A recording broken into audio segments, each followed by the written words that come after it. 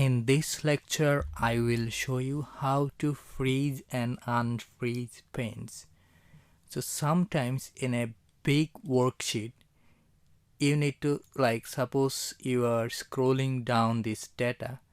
So on the top row, you need to know the headlines or titles on the top row or the first column. So by scrolling down, we are not seeing any data. So by this technique, we can keep this data whatever we want to freeze, and every time we scroll down right or left, then these data will show and we will be able to put our data very systematically.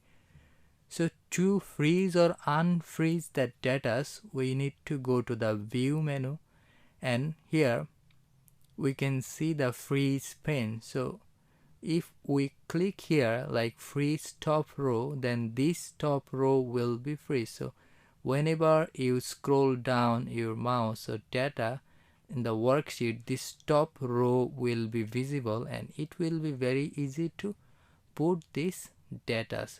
So by this way, you can also freeze the first column by clicking here on the click first column. This column will be